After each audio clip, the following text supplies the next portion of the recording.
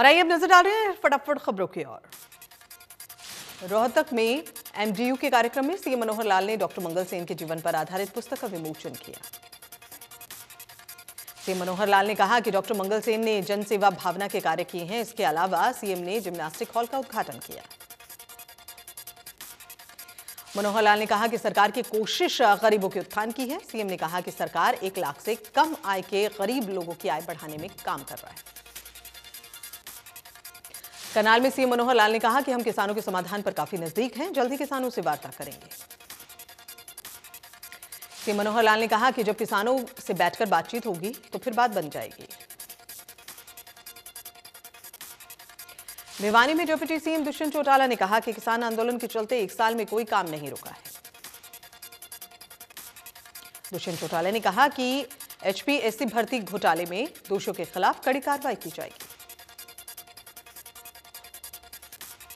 पंचकुला में बीजेपी का 2 दिवसीय प्रशिक्षण शिविर शुरू हुआ है। सेक्टर 16 में इसकी शुरुआत की गई। प्रशिक्षण में विधानसभा स्पीकर ज्ञानचंद गुप्ता भी पहुंचे। ज्ञानचंद गुप्ता ने पदाधिकारियों को संबोधित किया। बीजेपी की सरकार आने के बाद सभी कामों को तेजी से करवाया गया। सिविल हॉस्पिटल इसकी सबसे बड़ी मिसाल।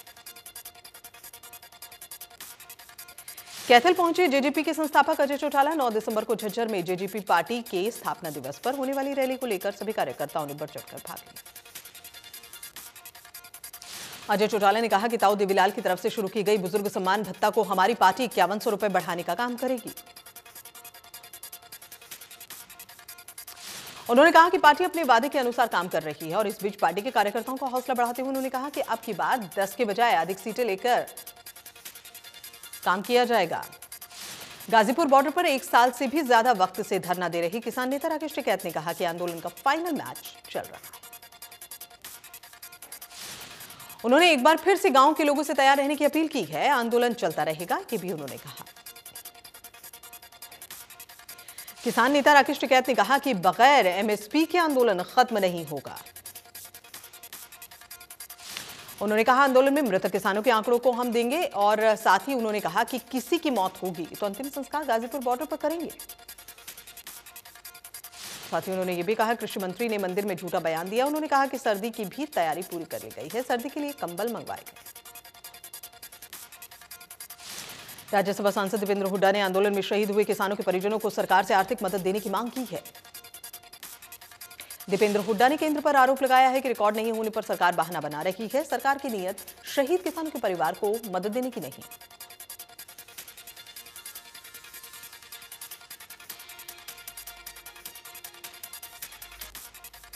सोना में डीएपी खाद के बाद यूरिया के लिए अफरा तफरी मची हुई है। खाद मिलने की खबर मिलते ही पैक्स सेंटर पर किसान इकट्ठा हो गए। किसानों की भीड़ को देखते हुए हालात पर काबू पाने के लिए पुलिस बुलानी पड़ी और पुलिस ने पहरे के बीच खाद का वितरण किया। भिवानी के कृषि विज्ञान केंद्र में किसानों को आधुनिक कृषि तकनीकों की जानकारी देने और फसल अवशेषों के उचित प्रबंधन को लेकर कृषि मेले का आयोजन किया गया। हिसार कृषि विश्वविद्यालय से पहुंचे कृषि वैज्ञानिकों ने जिले के करीब 500 किसानों को प्रशिक्षित किया। कृषि मेले में खाद बीज आधुनिक कृषि फसल अवशेषों का प्रबंध करने वाले यंत्रों के बारे में बताया। कृषि वैज्ञानिक ने बताया कि परंपरागत कृषि तकनीकों के अलावा नई तकनीकें अपनाकर किसान अपनी उपज बढ़ा सकते हैं। पोस्टल विभाग और शिक्षा विभाग ने मिलकर देश के विद्यार्थियों में देश के प्रति रुचि को जागृत करने और विद्यार्थियों में लिखने की रुचि बढ़ाने के लिए विशेष मुहिम शुरू की। इस मुहिम के तहत 75 लाख पोस्ट कार्ड लिखकर प्रधानमंत्री को भेजे गए। यमुनानगर पहुंचे पोस्टल विभाग के सुपरिटेंडेंट अरुण गोयल ने बताया कि आजादी की 75वीं वर्षगांठ को अमृत महोत्सव के रूप में मनाया जा रहा है। चौथी कक्षा से 12वीं कक्षा तक के विद्यार्थी इन प्रतियोगिताओं में हिस्सा लेंगे। प्रतियोगिताओं का विषय 2047 में भारत कैसा होगा और देश की आजादी के असली हीरो कौन थे, उन पर विद्यार्थी अपनी राय रखेंगे। यमुनानगर में रैन बसेरों का रियलिटी चेक किया गया और इस दौरान जगाधरी बस स्टैंड, जगाधरी शहर और निरंकारी भवन के सामने स्थित रैन बसेरे नजर आए। मेवात में उपायुक्त एवं जिला निर्वाचन अधिकारी कैप्टन शक्ति सिंह ने यह बताया। निर्वाचन आयोग के निर्देशानुसार हर वर्ष मतदाता सूची के पुनरीक्षण का काम किया जाता है। इस प्रक्रिया में नए मतदाताओं के नाम भी जोड़े जाते हैं। उन्होंने बताया कि जिला के अंतर्गत आने वाली 3 विधानसभा क्षेत्रों जिसमें नूह, पुन्हाना, फिरोजपुर, झिरका, इसमें रिटर्निंग अधिकारी और सहायक रिटर्निंग अधिकारी की तरफ से BLOs के माध्यम से मतदाता लिस्ट के अपडेशन का काम करेंगे। उन्होंने ये भी बताया कि 1 नवंबर से 30 नवंबर तक ये विशेष अभियान चलाया जाएगा और तीनों विधानसभा क्षेत्रों में लोगों ने मतदाता लिस्ट में नाम दर्ज करवाने, कटवाने, शुद्धिकरण और शिफ्टिंग के लिए आवेदन दिया है। 21,128 ऑफलाइन और 2,219 आवेदन शामिल। कुरुक्षेत्र के श्री जयराम आश्रम में गीता जयंती महोत्सव के बजरंगबली ध्वजारोहण से विधिवत इसकी शुरुआत की गई और इस अवसर पर देश भर में फैली जयराम संस्थाओं के परम अध्यक्ष पहुंचे। उन्होंने कहा कि इलाहाबाद, उज्जैन, नासिक, हरिद्वार में होने वाले कुंभ नहीं, उससे एक कदम आगे महाकुंभ का स्वरूप देने का प्रयास किया जाएगा। झज्जर में ओम प्रकाश धनखड़ ने हर घर वैक्सीन मुहिम शुरू करने की शुरुआत की, इसके लिए हरी झंडी दिखाकर रवाना किया। बीजेपी प्रदेश अध्यक्ष ओम प्रकाश धनखड़ ने कहा कि कोरोना के नए वेरिएंट पर सरकार सजग है। ओम प्रकाश धनखड़ ने हरियाणा में 2 रूपों में अभियान चलाया जा रहा है और हर घर वैक्सीन और डोर टू डोर सर्वे कराया जा रहा है। कैबिनेट मंत्री कंवरपाल गुर्जर ने यमुनानगर में जगाधरी सिविल हॉस्पिटल में ऑक्सीजन प्लांट का उद्घाटन किया। यमुनानगर जिले में यह चौथा ऑक्सीजन प्लांट है। इससे पहले Yamunanagar civil hospital, ESI hospital और सरस्वती नगर हॉस्पिटल में ऑक्सीजन प्लांट स्थापित किए जा चुके हैं। जगाधरी सिविल हॉस्पिटल में HDFC बैंक ने यह ऑक्सीजन प्लांट लगाया। ओमिक्रॉन वायरस के लिए उद्योगों में बरती जाएगी सावधानी। उद्योग के कर्मचारियों को सावधानी बरतने के लिए निर्देश दिए गए। बगैर मास्क के कर्मचारियों को नहीं दी जाएगी कंपनियों में कार्य करने की अनुमति। कंपनियों के गेट पर मास्क और सैनिटाइजर का इस्तेमाल किया जाएगा। भारत में पिछले 24 घंटे में कोरोना के 9,765 नए मामले सामने आए। तमिलनाडु में पिछले 24 घंटे में कोरोना वायरस के 718 नए मामले सामने आए।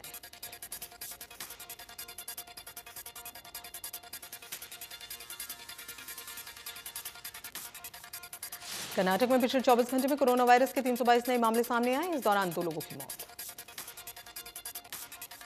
भारत सरकार ने बताया कि लखनऊ को छोड़कर देश के कई एयरपोर्ट पर कुल 11 अंतर्राष्ट्रीय उड़ानें जोखिम वाले देशों से आई हैं।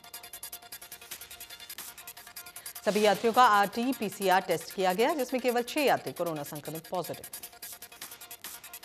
सरकार ने बताया कि पॉजिटिव यात्रियों के सैंपल संपूर्ण जीनोमिक वैक्सीन के लिए लैब भेजे गए हैं। ओमिक्रॉन वेरिएंट के सामने आने के बाद वैश्विक रूप से इस पर ध्यान आकर्षित हुआ है। 6 में से कम से कम 23 देश ऐसे हैं जहां ये केस की जानकारी दी जाएगी। दक्षिण कोरिया में ओमिक्रॉन वेरिएंट ने दस्तक दे दी है। 5 अंतर्राष्ट्रीय यात्री इस नए वेरिएंट से संक्रमित हैं। सऊदी अरब में कोरोना वायरस के नए वेरिएंट ओमिक्रॉन का पहला मामला सामने आया है। अफ्रीका का सबसे ज्यादा आबादी वाला देश नाइजीरिया में ओमिक्रॉन का पहला केस सामने आया।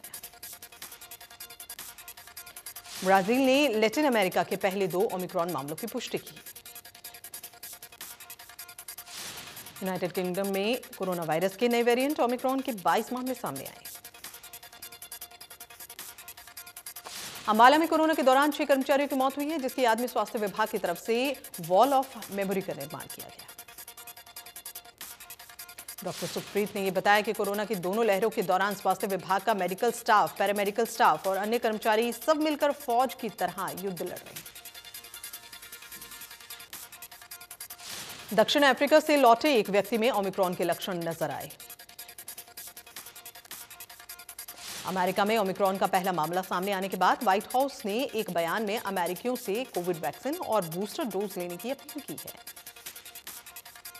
आंध्र प्रदेश और ओडिशा में चक्रवाती तूफान जवाद का खतरा मंडरा रहा है। मौसम विभाग के मुताबिक शनिवार सुबह तक आंध्र प्रदेश और ओडिशा के तटवर्ती इलाकों में चक्रवाती तूफान जवाब दस्तक दे चुका है। मौसम विभाग ने 3 दिसंबर से ओडिशा के कई जिलों में भारी बारिश की चेतावनी देते हुए रेड अलर्ट जारी किया है। मौसम विभाग के अनुसार दक्षिण ओडिशा के जिलों में भी 3 दिसंबर को भारी बारिश हो सकती है।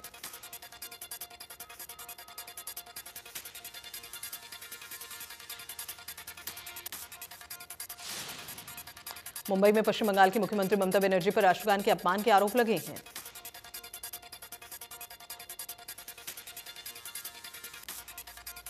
ममता पर आरोप लगाए गए हैं। ममता बनर्जी ने बैठकर राष्ट्रगान गाया और इसके अलावा बंगाल भाजपा ने भी इस मुद्दे पर बुधवार को बनर्जी पर निशाना साधा।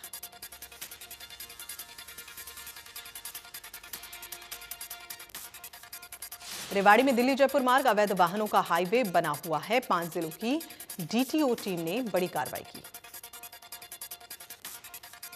अवैध वाहनों में लग्जरी टूरिस्ट बसों की संख्या सबसे ज्यादा रही। टूरिस्ट बस चालक ऑल इंडिया परमिट की आड़ में सवारी कर रहे हैं। रोडवेज विभाग को हर महीने 2 करोड़ रुपए का नुकसान हुआ। परिवहन विभाग की लापरवाही से यह हुआ।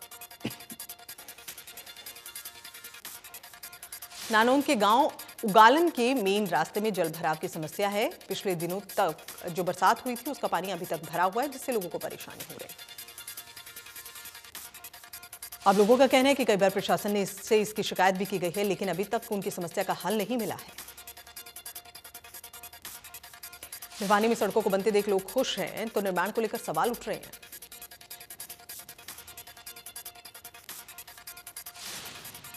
रोहतक भिवानी रोड पर भाली गांव के पास दुल्हन को बदमाशों ने 3 गोलियां मारी। उसके बाद दुल्हन को अस्पताल में भर्ती कराया गया। सूचना मिलते ही पुलिस मौके पर पहुंची, मामला दर्ज कर आगे की कार्रवाई शुरू की। फतेहाबाद के धांगड़ गांव में एक युवती की संदिग्ध परिस्थिति में मौत हुई। गुरुग्राम में 70 वर्षीय बुजुर्ग की तेजधार हथियार से हत्या कर दी गई। इसका आरोप बुजुर्ग के छोटे बेटे पर लगा है। हिसार में 20 कुत्तों को मारने का एक मामला सामने आया। बताया जा रहा है कि जिले में 20 कुत्तों को जहर दे दिया गया। जो जानकारी मिल रही है उसके अनुसार कुत्ते ने पोल्ट्री फार्म की जाली फाड़ दी और उसके चलते इन्हें जहर दिया गया। सूचना पाकर मौके पर पहुंची पुलिस ने मृत कुत्ते के सैंपल लेकर जांच के लिए भेज दिए हैं। इंद्री करनाल रोड पर हीरो बाइक के शोरूम में आग लग गई। आग से लाखों रुपए का सामान जलकर खाक। दमकल कर्मियों ने बड़ी मशक्कत के बाद आग पर काबू पाया। शोरूम के मालिक राजीव कुमार ने इसकी जानकारी दी। पानीपत में हरियाणा रोडवेज बस और डंपर के बीच टक्कर हुई है। एक हादसा हुआ। हादसे में डंपर चालक की मौत। घायलों ने बताया कि रोडवेज बस ड्राइवर की लापरवाही से यह सड़क हादसा हुआ है। ज्यादा स्पीड होने के चलते बस चालक ने डंपर को पीछे से टक्कर मार दी। हादसे के बाद घायलों को पानीपत के सामान्य हॉस्पिटल में भर्ती कराया गया। कुछ घायलों का निजी हॉस्पिटल में इलाज चल रहा है।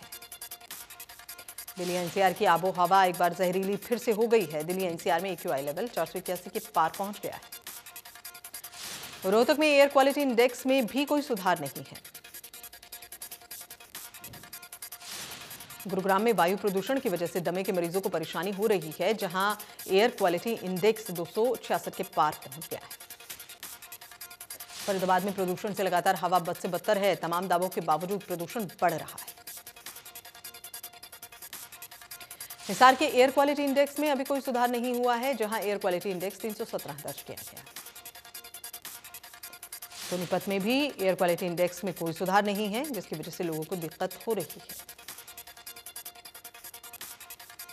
दिल्ली एनसीआर में वायु का प्रदूषण काफी बढ़ गया है। सुप्रीम कोर्ट में इसकी सुनवाई हुई और इस दौरान केंद्र और दिल्ली सरकार को सुप्रीम कोर्ट ने फटकार भी लगाई। सुप्रीम कोर्ट ने शहर में बढ़ते वायु प्रदूषण के स्तर के बीच स्कूल खोलने के लिए दिल्ली सरकार से कहा कि जब सरकार ने वयस्कों के लिए वर्क फ्रॉम होम लागू किया तो बच्चों को स्कूल जाने के लिए क्यों मजबूर किया। प्रियंका ने मोदी सरकार पर निशाना साधते हुए कहा कि पहले जो सरकार थी वो पीतल उद्योग का समर्थन करती थी, लोन भी मिलता था, टैक्स में भी राहत थी, इसलिए उद्योग आगे बढ़ा। लेकिन नोटबंदी के बाद ये सब खत्म हो गया। लखीमपुर हिंसा मामले पर बोली प्रियंका, अगर आप अडिग हैं लखीमपुर पर पीएम और सीएम योगी ने एक शब्द नहीं कहा। कई पीड़ित कहते हैं कि पैसे नहीं चाहिए, हमें न्याय चाहिए। साथ ही प्रियंका ने कहा कि कोरोना के वक्त नरेंद्र मोदी ने 8,000 करोड़ का प्लेन खरीदा। गन्ने का कुल बकाया 4,000 करोड़ का है।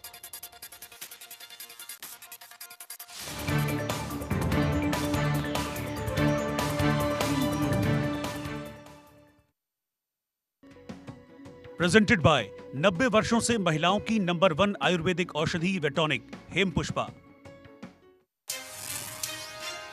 जल्द होगा हरियाणा मंत्रिमंडल का विस्तार। डिप्टी सीएम दुष्यंत चौटाला बोले, दोनों दलों में सहमति। विधानसभा सत्र से पहले विस्तार की संभावना। समाधान के काफी नजदीक पहुंची सरकार। आंदोलन को लेकर बोले मुख्यमंत्री, किसानों को देंगे निमंत्रण, मिलकर बैठकर करेंगे बातचीत। गरीबों की आय बढ़ाने पर सरकार का जोर। मुख्यमंत्री बोले, गरीब उत्थान के लिए लगा रही कैंप। रोहतक में डॉक्टर मंगल सेन के जीवन पर आधारित पुस्तक का किया विमोचन। धर्मनगरी कुरुक्षेत्र में आज से अंतर्राष्ट्रीय गीता महोत्सव का आगाज। 19 दिसंबर तक चलने वाले शिल्प और सरस पेले का उद्घाटन करेंगे पर्यटन मंत्री कंवरपाल गुर्जर। सुप्रीम कोर्ट की फटकार के बाद दिल्ली में फिर बंद हुए स्कूल। कोर्ट ने पूछा, प्रदूषण के बीच क्यों लिया था स्कूल खोलने का फैसला।